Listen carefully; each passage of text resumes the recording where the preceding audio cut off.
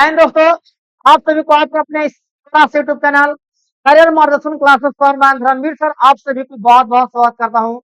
तो आज हम लोग क्लास 10th के विद्यार्थियों के लिए हम लोग क्लास 10th में एक मोस्ट इंपॉर्टेंट विधि हम लोग सिखाने जा रहे हैं, जिस विधि का नाम आप जान रहे होंगे, विलोपन विधि।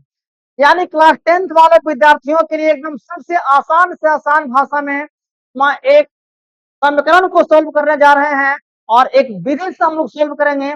इस विधि का नाम है विलोपन विधि। तो उसी का एक और नाम है जिसे हम लोग बोलते हैं लुप्तीकरण विधि। तो आइए विद्यार्थी जी, हम लोग दो चर बना रहे कि समीकरण युग्म का विलोपन विधि या लुप्तीकरण विधि से हम लोग हल कैसे करेंगे, ये आप लोग इस वीडियो अगर आप देखिएगा तो एकदम जिंदगी भर के लिए आप लोगों को याद रहेगा। तो आइए हम लोग बिना टाइम पास किए हुए शुरू करते हैं। चलिए देखिए, यहाँ पे आप लोगों का एक हमने इक्वेशन लिया है। यहाँ पे दो चरवाया रैखिक समीकरण का युग्म है। यहाँ पे दो को आपको समीकरण लिए हैं और इस प्रकार के समीकरण को हम लोग सोल्व कैसे करेंगे विलोपन विधि से। लिखा हुआ है विलोपन विधि और इसी का एक और नाम है जिसको बोलते हैं लुप्तीकरण विधि। तो विलोपन या लुप्तीकरण विधि में होता क्या है, तो सबसे पहले आप लोगों को दो को इक्वेशन रहेगा और दोनों इक्वेशन में देखना है इस समीकरण एक और दो में एक्स का मान या वाई का मान बराबर है या नहीं। अगर बराबर है तो ठीक है, अगर बराबर नहीं है तो सबसे पहले हम लोग समीकरण एक और दो में एक्स के मान या वाई के मान को पहले हम लोग बराबर करेंगे। उसके बाद हम लोग चिन्ह को हम लोग चेंज करेंगे। आइए, यहाँ पे बराबर नहीं है तो समीकरण एक में हम लोग कितना से एक से गुना कर दीजिए और समीकरण दो में हम लोग दो से गुना करिए, है ना। क्या हो जाएगा, तो एक में गुना करेंगे तो हो गया 3x प्लस 4y बराबर में 10 और समीकरण दो में दो से गुना किए तो दो दूनी का 4y माइनस 4y बराबर दो दूनी का 4। चलिए अब इस प्रकार से हम लोग यहाँ पे देखे हैं। अब इस प्रकार से हम लोग यहाँ पे चलिए इसको मान लेंगे समीकरण हम लोगों का हो गया 3 और इसको हम लोग मान लेंगे समीकरण हम लोगों का हो गया 4।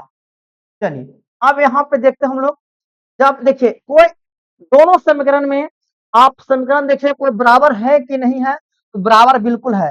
तो यहाँ पे इस वाले मान को काट देंगे तो हो गया 4 3 7 बाई सॉरी एक्स, यहाँ पे एक्स ना है, यहाँ पे एक्स होगा। चलिए एक्स, चलिए तो हो कितना 4 3 7 एक्स बराबर में 10 4 कितना हो गया 14। एक्स बराबर हो गया 14 बटा 7, 7 दूनी का 14 यानी एक्स बराबर कितना हो गया 2। चलिए अब जैसे हम लोग एक्स बराबर हम लोगों का 2 आया तो यहाँ पे एक्स का मान हम लोग 2 आ गया। अब इस मान को समीकरण या तो 3 में रखिए या आप 4 में, जिसमें आपको इच्छा उसमें आप समीकरण को रख सकते हैं, कोई दिक्कत की बात नहीं है। चलिए यहाँ पे विद्यार्थी जब हम लोग रखेंगे, यहाँ लिखना है एक्स का मान समीकरण एक में रखने पर, एक में रखने पर।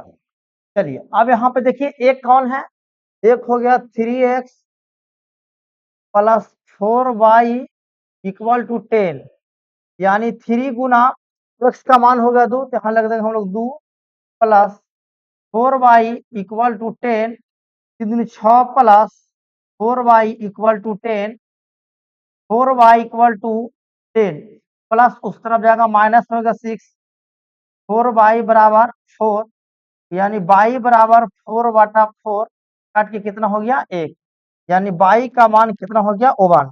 तो यहाँ पे हम लोग लिखेंगे विद्यार्थी जी, है ना, यहाँ पे y का मान 1 हो गया तो हम लिखेंगे x क्या लिखाएगा x बराबर 2 और y बराबर 1, है ना। और इस प्रकार से हम लोगों को इस विधि का जो नाम है, इस विधि को हम लोग बोलेंगे प्रतिस्थापन सॉरी विलोपन विधि। तो चलिए आप सभी लोगों का मुझे आशा नहीं पूर्ण विश्वास होगा इस प्रकार के विलोपन विधि से आप सारे विद्यार्थियों लोगों का समीकरण आप लोगों को हल करने आ गए होगा। तो जिन लोगों का ये वीडियो आपको अच्छा लगा होगा लाइक करें और वीडियो को आप लोग अन तमाम दोस्तों के पास जरूर शेयर करें, जिससे कि अधिक से अधिक संख्या में बच्चा इस विधि से समीकरण को हल करने के लिए सीख सके। चलिए आज के वीडियो हम लोग इसमें इतना ही तक देखते हैं। जय हिंद, जय भारत।